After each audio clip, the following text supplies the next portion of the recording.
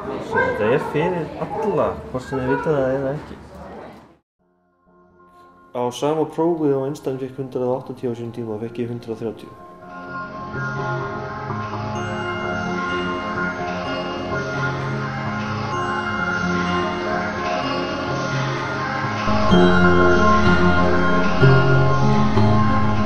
Ég heiti Andri Erlingsson.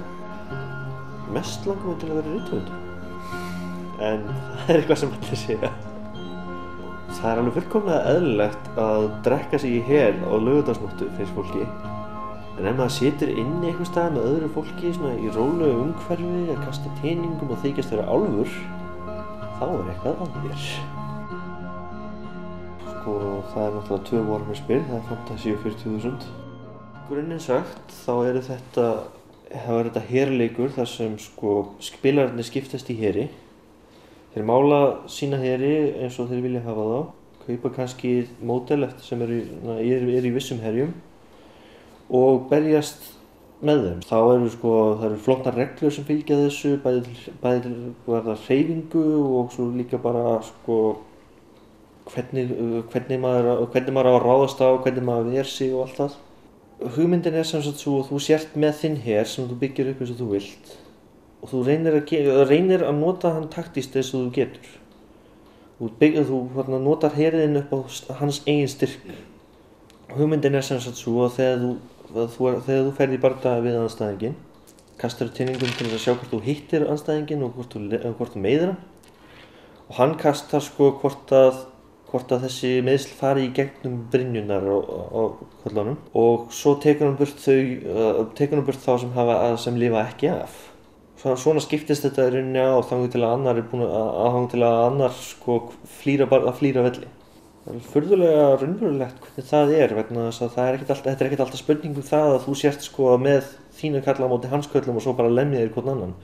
Þú ert kannski að fara með annað unit af hermönnum svona í hliðina á honum eða þú þarft að fara aftan að honum eða þú getur fengið hann til að hlaupa vegna þess að hann er hræddur við þig eða eitthvað svoleiðis. Þá flyr þú 17 ára á vakvitum. Þannig að hingað. Þeir flyr hingað svona. Mér þess að einu tómi minna þegar þeir eru dvergar. Og ég elti þig 7 tómi. Sérðu? Það þýðir að ég næðir. Þegar ég hingað og næðir.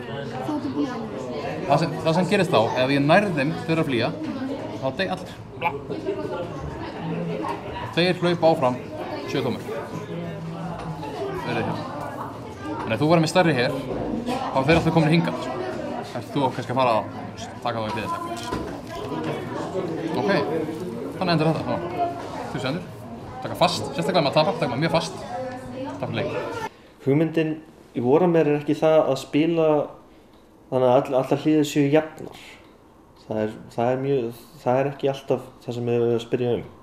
Það að maður sé með flottan her með einhverju góðu þema og berjast eins vel og maður getur og maður sé sem sagt og það sé svona sport í þessu, þetta sé gaman.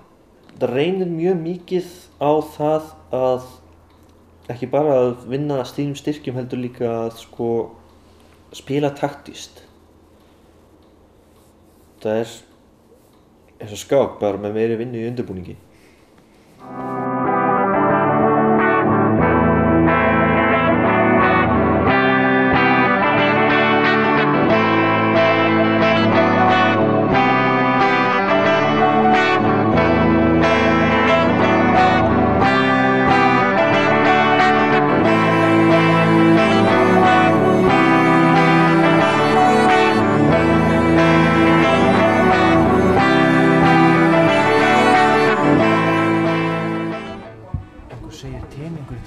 Þá hugsar hann 6 hliða tening.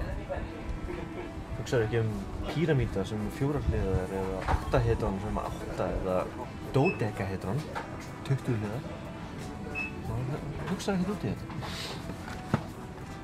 D&D? Fullkomlega eðlilegt.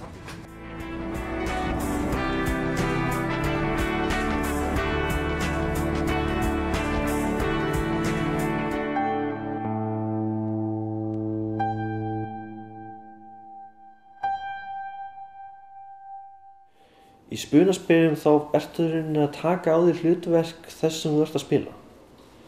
Og ert kannski að reyna að spila álf frá einhverjum stað sem á foreldra, á fjölskyldu og er að leita að einhverjum markmiði eða eitthvað svoleiðis. Og þarf að komast aldrei inn í karakterinn, þetta er rauninni eins og að leika. Þú sért kannski ekki mjög hræddur við einhverja fígúru sem er á borðinu. Þú getur verið að karakterinn sé mjög hræddur við það að þarna sé risastór dreki að fara að eldsbúti dreki að fara að drepa. Þannig að þú getur tekið þá ákvörðun að flýja, þótt að rétta ákvörðun eða góða ákvörðun væri kannski að standa í stað og berjast. Að taka ákvörðun í svona leikum er spurning það að þekkja reglurnar, en líka spurning það að lifa þig inn í hlutverkið. Þetta er svona skringilegur balans þar í gangi. D&D hefur í gegnum tíðina yfirleitt verið þannig að þú býrð ekki til karakterinn, þú uppgötar hann. Þú kastar sem sagt fyrir öllu því sem hann getur gert, þú kastar hvort hann verði sterkur eða gáðar eða hvað annað. Og svo hugsaðu karakterinn út frá því, svona að þú uppgötar hann svona meðan þú ert að búin til. Allt sem þú getur gert er mælt frá 3 upp í 18, sem er náttúrulega það sem þú getur fengið með 3 sex-leiðningum. Og svo bætast hinir teiningarnir ofan á það kerfi. Sem ég ætla að gera hér núna er að kasta 4 sex-leiðningum. Taka frá þann lægsta og skrifa niður hvað ég fæ. Og ég geri þetta 6 sinnum. Það er 11. Þá ertu komið með svona stats sem segja að gefa þér hugmyndir það hvernig karakterinn er. En svona okkar karakter núna er svona aðeins yfir meðalagi eins og flestar hetjur eru. Og við veljum bara stealth til þess að geta verið svona falið okkur vel. Við veljum bluff sem því það að við erum mjög góðir í að ljúga og svona plata fólk. Við setjum ekki bara intimidate til að hræða þá líka. Thievery sem er sem sagt svona leyfið þér að þekkja gildur og opna lása og svoleiðis. Mér finnst það mjög sérstakt í spunaspilum. Þú getur spunnið karakterinn eins og þú vilt. Þú getur annarkvort búið til karakterinn bara með því að kasta og sjá hvað gerist og svo bara spilað út frá því. Eða þá þú getur verið með alveg sér ákveðið hlutverk og nánast bara með karakterinn bara horfandi út augun á þér áður en þú nokkru sinni byrjar að kasta. Hann er frekar siðlaus. Hann hugsar ekki mikið út góðu eða illu, hann gerir bara það sem honum sýnist. Hann platar fólk, hræðir fólk til að fá sitt fram. Hann skilur kannski ekki alveg hvernig það hugsar vegna þess að hann er einfaldlega algjörlega úr öðrum heimi.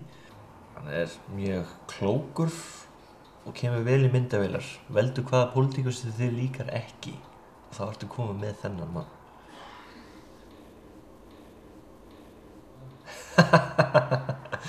Já, því ekki. Hann myndi örugglega taka nákvæmlega sömu ákvörðun og Björgólfur Þór. Ef hann myndi græða á því að rústa bankakerfi Íslands, þá myndi þessi karakter gera það. Ekki eitthvað sem þú heldur með. Þú getur sem sagt kasta tening til þess að athuga hvort þú sjáir eitthvað eða ekki. En það er algjörlega undir teningnum komið hvort þú sjáir eitthvað. Og þá svo verður þú að bregðast við því sem þú færð á teningin bara eins og þú getur. Þannig að þetta er ekki bara spurningum að spinna eitthvað og gera sjálfa þig að öflugasta mann í heimi sem getur gert allt. Þú verður líka að hafa það í huga að þú getur lent í því að mistakast eitthvað. Og þú verður að taka afleiðingunum.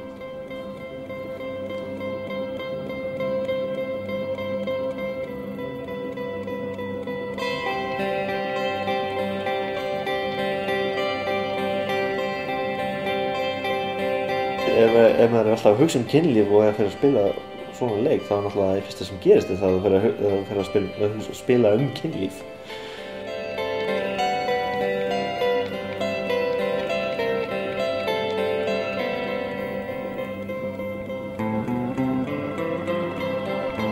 Og 10 að prófið, það er bara náttúrulega 20, bara síð svona